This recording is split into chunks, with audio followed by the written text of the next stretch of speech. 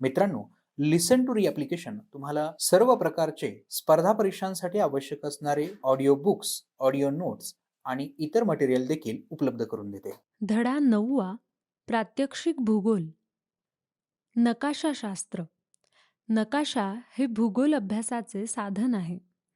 नकाशाच्या मदतीने भूगोलाचे ज्ञान चांगल्या प्रकारे जाणून घेता येते. भौगोलिक वैशिष्ट्ये मुख्यतः नकाशाद्वारे दाखवली जातात. पृथ्वी गोल, ग्लोब ही पृथ्वीची प्रतिकृती आहे.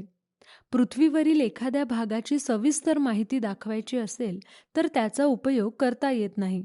म्हणूनच एखाद्या भागाची किंवा पृथ्वीच्या संपूर्ण भागाची माहिती दर्शवण्यासाठी नकाशाचा उपयोग केला जातो. नकाशाशास्त्र हे नकाशा काढण्याचे शास्त्र आणि कला आहे. नकाशांद्वारे मोठ्या प्रमाणावर माहिती दाखवली जाते. भौगोलिक वैशिष्ट्ये, अर्थशास्त्रीय माहिती, लोकसंख्या विषयक माहिती इत्यादी प्रभावीरित्या नकाशांवर दाखवता येते. नकाशांचे पुढील प्रमाणे प्रकार होतात: सर्वसाधारण नकाशे आणि उद्देशात्मक नकाशे. नकाशा वाचन करण्याचे कौशल्य आत्मसात करणे आणि त्याचे आकलन करणे गरजेचे असते. आपण भारताच्या प्राकृतिक आणि विषयनिष्ठ प्रकारच्या नकाशाविषयी जाणून घेऊ. मागील वर्गात तुम्ही नकाशांच्या प्रकारांचे अध्ययन केले आहे. यावर्षी नकाशाचे वाचन करणे, नकाशा समजून घेणे आणि त्याचे स्पष्टीकरण करणे इत्यादींचे अध्ययन करूया. नकाशांचे स्पष्टीकरण त्यांच्या शीर्षक, प्रमाण, आकार, विषय, रंगसंगती, वर्णन आणि इतर अनेक पैलूंनुसार केले जाऊ शकते. भारताचा अ प्राकृतिक नकाशा आणि ब भारतातील लिंग गुणोत्तर हे 2 नकाशे वेगवेगळे आहेत. म्हणून आपण त्यांचे स्वतंत्रपणे वाचन करू. त्यासाठी आपल्याला खाली दिलेल्या नकाशाच्या विविध पैलूचा विचार करावा लागेल. नकाशाचे पैलू. शीर्षक. अ नकाशाचे शीर्षक आहे भारत प्राकृतिक आणि ब नकाशाचे शीर्षक आहे भारत लिंग गुणोत्तर. विस्तार. अ नकाशाच्या मुख्य भूमीचा विस्तार साधारणतः 8 अंश उत्तर ते 37 अंश उत्तर अक्षांश आणि 68 अंश पूर्व ते 97 अंश पूर्व रेखांश आहे. ब या नकाशाचा विस्तार सुद्धा याचप्रमाणे आहे. तथापि अक्षांश आणि रेखांश दर्शवलेले नाहीत. प्रमाण. अ आणि ब दोन्ही नकाशांचे प्रमाण सारखेच आहे. नकाशात रेषा प्रमाण दाखवलेले आहे. दिशा. संदर्भासाठी दोन्ही नकाशांमध्ये उत्तर दिशा दाखवली आहे. मजकूर. अ नकाशात त्यात वेगवेगळ्या रंगछटांनी मीटरमध्ये खोली आणि उंची दाखवली आहे. ब नकाशात वेगवेगळे रंग 2011 मधील लिंग गुणोत्तराच्या विविध विस्तार कक्षा, विविध राज्यातील विस्तार कक्षा दर्शवतात. विषय. अ नकाशा हा भारताचा प्राकृतिक नकाशा आहे. त्यात प्राकृतिक वैशिष्ट्ये, उदाहरणार्थ पर्वत, पठारे, मैदाने, नद्या, सरोवरे इत्यादी वेगवेगळ्या रंगांनी दाखवली आहेत. ब नकाशा हा विषयनिष्ठ नकाशा असून तो मुख्यतः भारतातील वेगवेगळ्या राज्यातील लिंग गुणोत्तर दाखवतो. नकाशा वाचन. आपण प्रत्येक नकाशा तपशीलवार स्पष्ट करू.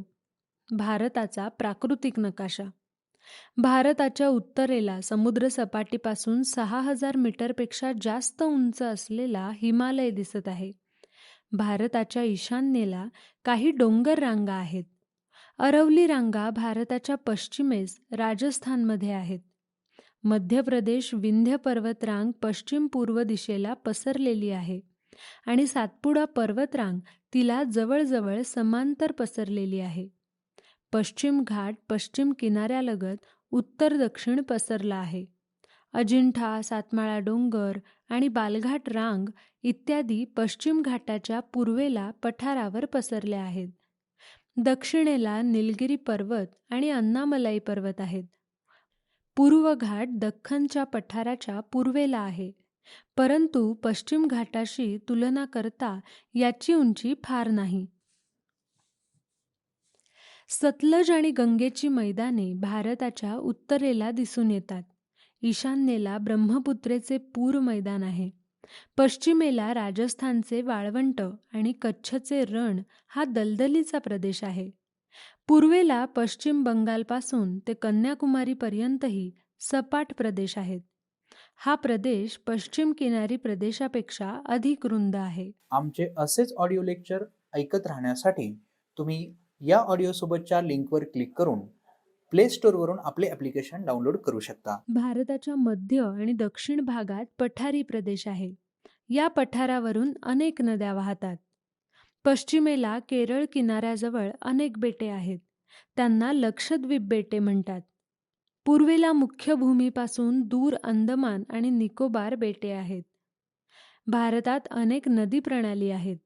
हिमालयातील नद्या उदाहरणार्थ बियास, सतलज पश्चिमेकडून पाकिस्तानकडे वाहते. गंगा नदी प्रणालीत गोमती, घागरा, गंडक या उपनद्या उत्तरेकडून येऊन गंगेला मिळतात आणि यमुना आणि शोण या नद्या दक्षिणेकडून येऊन गंगेला मिळतात. ब्रह्मपुत्रा आसाममधून पूर्व पश्चिम वाहते. महानदी, गोदावरी, कृष्णा, कावेरी आणि इतर अनेक छोट्या नद्या पठारी प्रदेशात उगम पावतात आणि पश्चिमेकडून पूर्वेकडे वाहतात. त्यातील बहुतेक नद्यांच्या मुखालगत त्रिभुज प्रदेश आढळतात. पश्चिमेकडे साबरमती, नर्मदा आणि तापी या मुख्य नद्या आहेत. त्यातील कोणत्याही नदीच्या मुखालगत त्रिभुज प्रदेश आढळत नाही. ब नकाशा हा भारताचा एक विषयनिष्ठ नकाशा आहे. हा नकाशा 2011 सालचे भारतातील प्रत्येक राज्याचे लिंग गुणोत्तर दर्शवतो. दर हजारी पुरुषांमागे स्त्रियांच्या प्रमाणासाठी वेगवेगळ्या विस्तार कक्षांसाठी वेगवेगळ्या रंगछटा वापरलेल्या आहेत. रंगांव्यतिरिक्त प्रत्येक राज्याचे प्रत्यक्ष लिंग गुणोत्तर दिलेले आहे. या नकाशानुसार केरळ हे सर्वात जास्त म्हणजे 1084 गुणोत्तर असलेले राज्य आहे. तर हरियाणा राज्यातील गुणोत्तर 877 इतके कमी आहे. चंदीगड, दिल्ली, दादरा नगर हवेली, दीव दमण इत्यादी केंद्रशासित प्रदेशांचे लिंग गुणोत्तर अगदीच कमी आहे. अपवाद फक्त पदुच्चेरीचा. येथील गुणोत्तर 1038 इतके आहे. जम्मू आणि काश्मीर, पंजाब, हरियाणा या उत्तरेकडील राज्यात हे गुणोत्तर 801 ते 900 दरम्यान आहे. यापेक्षा छत्तीसगड, ओरिसा, आंध्र प्रदेश, कर्नाटक, गोवा आणि तमिळनाडू या राज्यातील गुणोत्तर तुलनेने अधिक आहे. उत्तर प्रदेश, अरुणाचल प्रदेश आणि नागालँड, राजस्थान, गुजरात, मध्य प्रदेश आणि महाराष्ट्र या राज्यातील लिंग गुणोत्तर 901 ते 950 या दरम्यान आहे. संख्याशास्त्रीय आकृत्या. संख्याशास्त्रीय आकृत्या आकडेवारीच्या माहितीचे प्रतिनिधित्व करतात. अस्तित्वात असणाऱ्या प्रत्येक वस्तूला 1, 2, 3 किंवा अधिक मिती म्हणजेच बाजू असू शकतात. एखाद्या वस्तूची लांबी, क्षेत्रफळ आणि घनता 1, 2 किंवा 3 मितीमध्ये मोजतात. बिंदूला मात्र ही मिती नसते.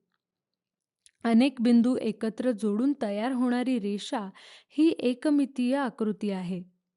अनेक रेषा एकत्रित येऊन एक क्षेत्र तयार होते. त्याला द्विमितीय आकृती म्हणतात. एकमितीय आकृती. रेषालेख आणि स्तंभालेख या एकमितीय आकृत्या आहेत. रेषालेख. रेषालेख ही एकमितीय आकृती आहे. या आलेखात 2 घटक दाखवलेले असतात.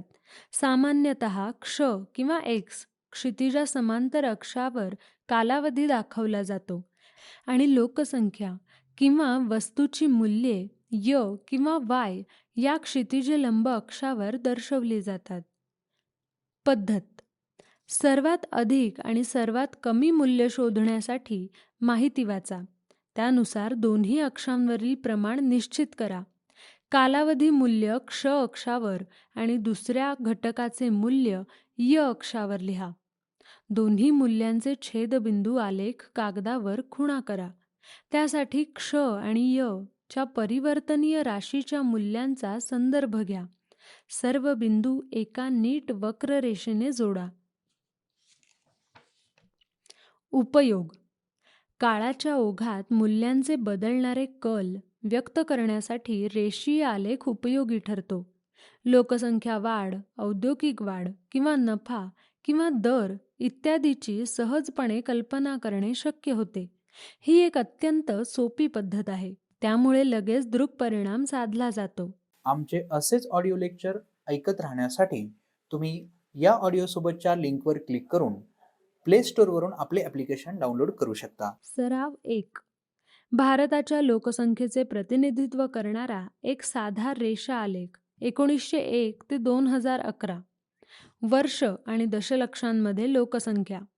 1901 मध्ये 238, 1911 252, 1921 251, 1931 287, 1941 318, 1951 361, 1961 439, 1971 548, 1981 683, 1991 846, 2001 1028 तर 2011 मध्ये 1210.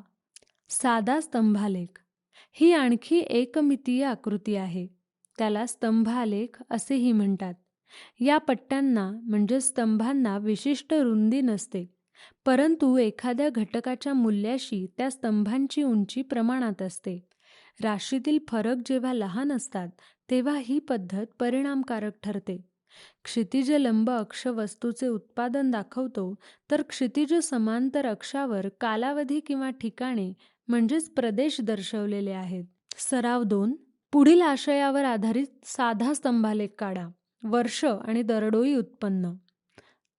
2000-2001 मध्ये 17,782, 2001-2002 मध्ये 18,885, 2002-2003 मध्ये 20,871, 2003-2004 मध्ये 24,095, 2004-2005 मध्ये 27,183, 2005-2006 मध्ये 31,080, 2006-2007 मध्ये 35,430, 2007-2008 मध्ये 40,141 तर 2008-2009 मध्ये 44,345.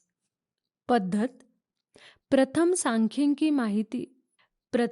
सांख्यिकी माहितीतील सर्वात अधिक आणि सर्वात कमी मूल्य शोधून काढा.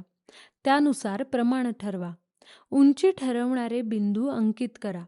अंकित केलेल्या उंचीनुसार स्तंभ काढा. चांगल्या दृक परिणामांसाठी स्तंभांना रंगवा अथवा छायांकित करा. शीर्षक द्या, प्रमाण लिहा आणि सूची काढा. उपयोग.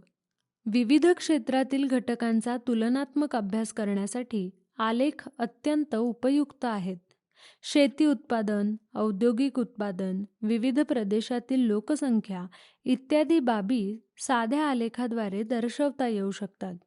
द्विमितीय आकृती. वर्तुळाकृती, चौकोनाकृती, विभाजित आयत आणि विभाजित वर्तुळ या द्विमितीय आकृत्या आहेत. यामधील विभाजित आयत आणि विभाजित वर्तुळाचा आपण अभ्यास करणार आहोत. विभाजित आयत.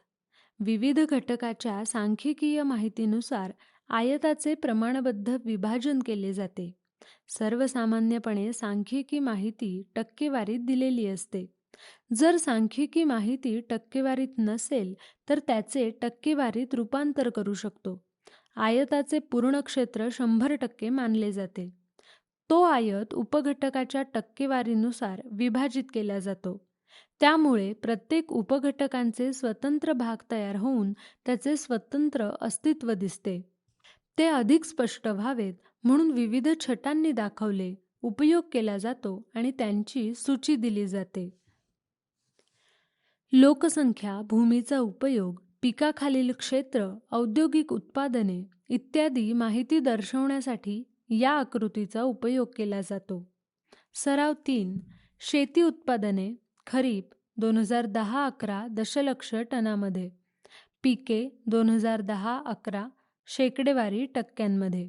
भात, तांदूळ 95.98 43%. अन्नधान्य 43.68 20%, कडधान्य 18.24 8%, तेलबिया 32.48 14%, कापूस 33 15%, एकूण 223.38 100%. कृती: विभाजित आयताकृती काढण्याची पद्धत. दिलेल्या सांख्यिकीय माहितीचे टक्केवारीमध्ये रूपांतर करा. आयताची लांबी निश्चित करा. प्रमाण निश्चित करा. प्रत्येक विभाजित भाग वेगवेगळ्या छटांनी दाखवा. विभाजित वर्तुळ. विभाजित वर्तुळ ही द्विमितीय आकृती आहे. या एका वर्तुळात वेगवेगळे विभाग दाखवलेले असतात. वर्तुळाचे 360 अंश असतात. ते दिलेल्या संख्येच्या अंशात्मक मूल्याच्या आधारे विभाजित केलेले असतात. ते विभाग क्षेत्र किंवा उत्पादन असू शकतात. वर्तुळाचे विभाजन करण्यासाठी पुढील सूत्र वापरतात. त्या विभागाची अंशात्मक किंमत बरोबर विभागाची माहिती म्हणजेच संख्या भागिले एकूण विभागांची माहिती म्हणजेच संख्या गुणिले 360 अंश. काढण्याची पद्धत. त्रिज्येचा आकार निवडा. दिलेल्या सूत्राचा वापर करून विभागांच्या अंशाची किंमत काढा. वर्तुळ काढा आणि प्रत्येक विभागासाठी कोन मोजा आणि विभाजन करा. प्रत्येक विभागांना वेगळा रंग द्या अथवा छायांकित करा. शीर्षक द्या आणि प्रत्येक रंग अथवा छटा स्पष्ट करून सांगणारी सूची तयार करा. उपयोग. लोकसंख्येची वर्गवारी दर्शवण्यासाठी ही पद्धत अत्यंत उपयुक्त आहे. उदाहरणार्थ पुरुष, स्त्रिया, काम करणारे, न करणारे, वयाचा आकृतिबंध इत्यादी. लोकसंख्येच्या आकडेवारी व्यतिरिक्त जमिनीच्या वापराचा आकृतिबंध, आयात निर्यात इत्यादींसाठी उपयुक्त आहेत. सराव 4. भारतातील वाहनांची विक्री 2009-2010. वाहनाचा प्रकार, वाहनांची संख्या आणि अंश. प्रवासी वाहने 19,49,776. वाहनांची संख्या 58 अंश. व्यावसायिक वाहने 5,31,395 14 अंश. 3 चाकी 4,40,368 14 अंश. दुचाकी 93,71,231 274 अंश. एकूण 1,22,92,770 360 अंश. फायदा. माहितीची तुलना करण्यासाठी आणि एका पूर्ण वर्तुळाचा भाग म्हणून प्रत्येक विभागाचे प्रमाण समजून घेण्यासाठी ही पद्धत अत्यंत उपयोगाची आहे. ती चांगला दृक्परिणाम देते. मर्यादा. आकृतीकडे पाहून ती केवळ तुलनात्मक चित्र दाखवते. तुम्ही त्या आकृतीवरून अचूक मूल्य काढू शकत नाही. लिसन टू री ॲप्लिकेशन तुम्हाला सर्व स्पर्धा परीक्षांसाठी आवश्यक असणारी ऑडिओ नोट्स, ऑडिओ बुक्स आणि इतर मटेरियल देखील उपलब्ध करून देते. चला तर मित्रांनो, भेटूयात पुढच्या लेक्चरमध्ये. तोपर्यंत धन्यवाद.